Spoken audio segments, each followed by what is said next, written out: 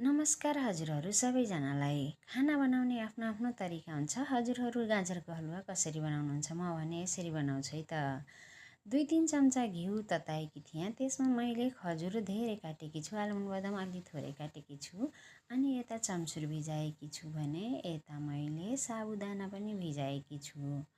अब मैले पालो पहिला चम्सुर भुट्छु यही 2-3 चम्चा घिउमा, अनि त्यस पछाडि मैले अघि काटेर राखेको खजुर र आलमोन्ड बदाम राखेर भुट्छु। खजुर धेरै छ किनकि मैले यो गाजरको हलुवामा चिनी प्रयोग गर्दिनँ, यसैको गुलियो मस्त आउँछ, ठिक्क हुनेछ। अब मैले साबुदाना भिजाएर राखेको सबै चिजलाई पालो राख्दै चलाउँदै भुट्दै गर्छु। राम्रोसँग पालो भुट्नुपर्छ।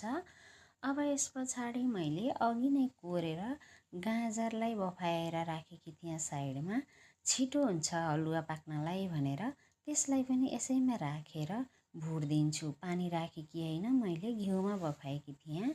अब मैले यता नरिवल पाउडर 1 डाडु राखिदिएँ, अनि गाउँबाट पठाउनु भएको जडीबुटीको धुलो थियो त्यो पनि 2 चम्चा राखिदिएँ र मजासँग घिउमा भुटिरहेकी छु। अब ल हेर्नु कस्तो खाउँ जस्तो बन्यो।